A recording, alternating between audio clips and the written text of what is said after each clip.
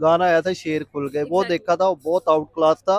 पठान का रिव्यू नहीं लिया, आपने टाइगर का रिव्यू नहीं लिया, और कौन सी मूवी आई थी आपने वॉर का रिव्यू नहीं लिया। तो सारी एग्जैक्टली सारी मूवीज जो भी पाकिस्तान के खिलाफ होंगी वो डेफिनेटली करोड़ों रुपया कमाएंगी। तो ये तकरीबन 500-600 करोड़ तक तो जाने वाली है मूवी। देखें, अगर 2 दिन के अंदर उन्होंने 70 करोड़ का बिजनेस किया था, तो मैं पर्सनली की बात करूँ ना, ये कम था। ट्रू बॉलीवुड फैन हम सारे जो हैं, पाकिस्तानी मूवी का तो कोई भी फैन नहीं होगा, हम तो सारे बॉलीवुड के ही फैन हैं। वो डेफिनेटली पाकिस्तान के खिलाफ थी तो 70 करोड़ के 100 करोड़ भी कमाएगी।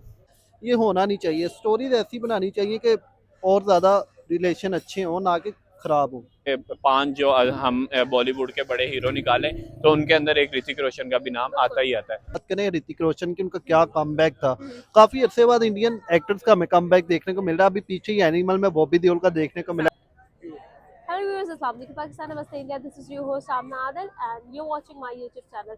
आज हम लोग बात करेंगे फाइटर मूवी के बारे में। रिलीज हुए फाइटर को 2 दिन हो चुके हैं। रिपब्लिक डे पे रिलीज होने वाली ये मूवी 70 करोड़ का बिजनेस कर चुकी है। जी हाँ, 70 करोड़ सिर्फ 2 दिन में। लोगों से बात करेंगे, जानेंगे उनका ओपिनियन, हमारे साथ रहे। अगर आपको फाइटर मूवी पसंद आई और आप अभी तक फाइटर मूवी देख चुके हैं तो कमेंट बॉक्स में हमें जरूर बताया। चलते हैं वहाँ। अस्सलाम वालेकुम। वालेकुम सलाम। कैसे हैं? अल्हम्दुलिल्लाह। अच्छा जी, आज का सवाल है फाइटर मूवी के बारे में। फाइटर मूवी ने 2 दिन में 70 करोड़ कमा लिया। क्यों भाई, क्या क्या what is this? I think इसके अंदर ऋतिक रोशन को देखा जाए और दीपिका पादुकोण को देखा जाए, और एक थोड़ा सा हाईलाइट किया है, थोड़ा सा पाकिस्तान के मुतालिक थोड़ी बैड उन्होंने इमेज दिखाया। कहीं भी आप देखें पूरी दुनिया के अंदर, जब भी पाकिस्तान ने अपनी मूवी को थोड़ा बहुत हाइप देनी होती है, इतना मूवी कल्चर तो हमारा इतना बेहतर है भी नहीं, बट यह है कि वो कहीं ना कहीं कश्मीर का इशू ले आते हैं अंदर, या इंडिया को थोड़ा सा बैड तरीके से दिखा देते हैं। आप अगर इंडिया की भी हम कुछ मूवीज़ देखें, सनी देओल की इससे पहले 1-2 मूवीज़ हैं, उसमें जब पाकिस्तान को थोड़ा सा इस तरीके से बैड करके दिखाया जाता है, जो ऑडियंस है उनके जो दिल की बात होती है, तो फिर उसको थोड़ा सा वो अप्रिशिएट भी कर देते हैं। मूवी देखी? मूवी डेफिनेटली पाकिस्तान के खिलाफ थी तो 70 करोड़ के 100 करोड़ भी कमाएगी। 2 दिन में। एग्जैक्टली। तो क्या लगता है ये 70 करोड़ जो थे वो पाकिस्तान के खिलाफ मूवी बनाने के थे या फिर दीपिका और ऋतिक की जो कमबैक था उसके थे? नहीं, मुझे नहीं लगता कि ऋतिक और दीपिका जो कमबैक है उसके बिना पर 70 करोड़ हुआ है। ये डेफिनेटली पाकिस्तान के अगेंस्ट मूवी थी, तो उसके अगेंस्ट जब कोई भी मूवी बनती है इंडिया में तो वो बहुत ज्यादा बिजनेस करती है। आपने पठान का रिव्यू नहीं लिया, आपने टाइगर का रिव्यू नहीं लिया, और कौन सी मूवी आई थी आपने वॉर का रिव्यू नहीं लिया। तो सारी एग्जैक्टली सारी मूवीज जो भी पाकिस्तान के खिलाफ होंगी वो डेफिनेटली करोड़ों रुपया कमाएंगी। कि मूवी तो आपने देख ली होगी, मैं आपसे रिव्यू लेने आई हूँ, कैसी लगी?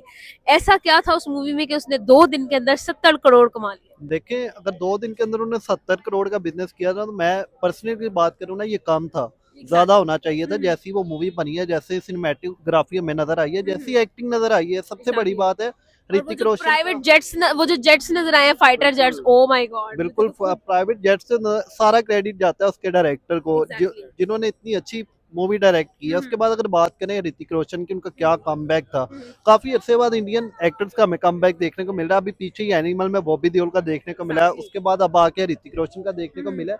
तो ऋतिक रोशन एक ऐसे कह सकते हैं एक्टर है जो कभी बूढ़े नहीं होते हैं, नजर भी आते हैं, फिटनेस भी उनकी वैसी ही है।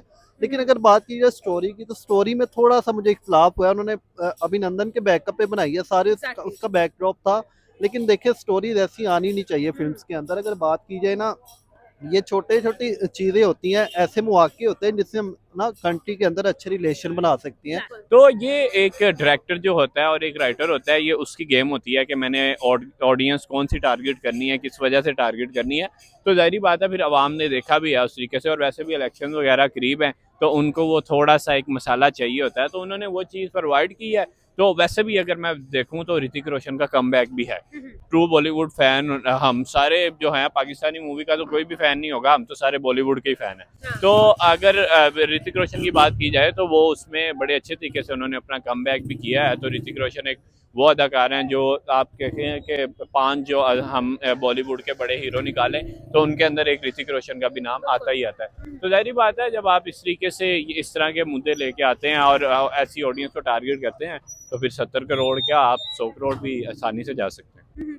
क्या लगता है कि मतलब क्यों पाकिस्तान और इंडिया की कंट्रोवर्सी स्टिल जो है वो अभी तक दिलों में है, और लोग जो है पता नहीं क्यों स्टिल वही हम उसी चीज को प्रमोट करते आ रहे हैं? क्या क्यों? बेसिक बात पता है यहाँ पर क्या है कि यहाँ पर जो अवाम है ना वो प्रमोट नहीं करती इस चीज को, क्योंकि हमारे जो हुक्मरान है वो खुद तो इतने इंटेलेक्चुअल है नहीं है कि वो किसी अगले बंदे को अच्छे तरीके से गाइड कर सकेंगे। भाई हमारी कोई दुश्मनी नहीं है भारत के साथ, वो एक अलग मुल्क है, हम एक अलग मुल्क है, वो अपनी जिंदगी अच्छी गुजारे, हमें अपनी लाइफ जो है वो बेटर करनी चाहिए। एंड सेकेंडली अगर यहाँ पर देखा जाए तो आपने कहा है कि क्यों ये चीजें खत्म नहीं हो पा रही हैं, तो वहाँ की भी जो हुकूमत है डेफिनेटली उनको भी वोट चाहिए होंगे, वो भी पाकिस्तान का नाम लेंगे, वो भी कश्मीर का नाम लेंगे। यहाँ पर भी यही हिसाब किताब है। जो हाईली इंटेलेक्चुअल अवाम है, जो काफी एजुकेटेड है, वो कहे कि भाई हमारा कोई इंडिया से मुखालफत नहीं है, हम हमारी कोई दुश्मनी नहीं है उसके साथ, ठीक है। जो से कम तबके वाले लोग होंगे वो कहेंगे हमारे लिए जज्बा बहुत मैटर रखता है, हमारे लिए इंडिया को उड़ा देना बहुत मैटर रखता है, ये वो सर। और वहाँ पे भी लोग ऐसे कहेंगे हमारे लिए पाकिस्तान को उड़ा देना बहुत मैटर रखता है, ये सारा कुछ। तो आई थिंक सो कि मेंटालिटी बहुत ज्यादा मैटर करती है। क्या लगता है कि ये फाइटर का कहाँ तक जर्नी जाने वाला है और एंड ऑफ द मंथ क्या कहाँ पे क्लोज होने वाला है? देखिए बॉलीवुड की जो बड़े स्टार्स हैं उनकी मूवीज 500 करोड़ 600 करोड़, तो ये तो उनके लिए it's not a big deal. तो जाहिर बात है कि मुझे भी यही लगता है कि ऋतिक रोशन की वजह से और दीपिका की वजह से तो ये तकरीबन 500-600 करोड़ तक तो जाने वाली है मूवी। बट यह है कि जो इनकी जो 70 करोड़ है अभी, तो आगे और ज़्यादा इनका प्रॉफिट होता जाएगा। बट यह है कि अगर मैं कहता हूँ अगर हमारे पाकिस्तान के अंदर भी इस तरह की मूवीज़ को अगर अलाउ किया जाता है तो मुझे लगता है कि तकरीबन 40% एक कोई किया गया था सर्वे, उसके अंदर पाकिस्तान की ऑडियंस इंडियन मूवीज को रेवेन्यू दे रही थी पहले। तो मेरे ख्याल से अगर ये पाकिस्तान में भी होती तो फिर पता नहीं इनका 170 करोड़ भी हो जाता पहले 2 दिनों के अंदर ही। तो हम भी देखना चाहते हैं और वो भी हमारे साथ कोलैब करना चाहते हैं as a actor. But over the border cross the border भी अगर बात कीजिए पाकिस्तान की और इंडिया की, जैसे बात कीजिए पीछे गदर मूवी आई थी उसमें भी थोड़ा सा क्लैश था, इसमें भी थोड़ा सा क्लैश नजर आया है। ये होना नहीं चाहिए, स्टोरीज ऐसी बनानी चाहिए कि और ज्यादा रिलेशन अच्छे हों ना कि खराब हो। बिल्कुल ऐसा ही है सर। क्या मैसेज देना चाहेंगे आप? ऋतिक रोशन का कमबैक था और दीपिका के साथ पहली केमिस्ट्री जो है हमने देखी, इसके बारे में आपका क्या ओपिनियन है? क्या लगता है कि ये मूवी कहाँ तक जाने वाली है? 70 करोड़ तो कमा चुकी है, आगे क्या? देखें जब मूवी आई थी ना तब जब इसका पहले तो ट्रेलर आया था वो बहुत अमेजिंग था, उसके बाद अगर बात कीजिए इसके गाना आया था शेर खुल गए, वो देखा था वो बहुत आउट क्लास था। तो वहां से बड़ा सस्पेंस क्रिएट हुआ था कि हमने मूवी देखनी, काश ये मूवी पाकिस्तान में भी लगती, लेकिन किसी और तरीके से देखी है, सिनेमा में जाके नहीं देख सके हम। तो अगर बात की जाए ना उनकी एक्टिंग की, तो केमिस्ट्री बहुत अच्छी थी, उनकी एक्टिंग भी बहुत अच्छी थी, करेक्टर में घुल के उन्होंने एक्टिंग की हुई थी। जब सरहद के मामला आते हैं, थोड़ा गवर्नमेंट का इशू आता है, तो फिर हम थोड़ी अपनी बाउंड्रीज को थोड़ा सा हमें क्लोज करना पड़ता है। ओवरऑल मूवी अच्छी थी और मैंने ट्रेलर तो देखा, मूवी तो मैं अभी देख नहीं पाया, बट यह है कि ट्रेलर से ही पता लग जाता है कि मूवी के अंदर क्या क्या है।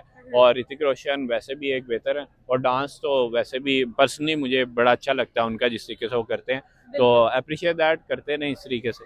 Thank you.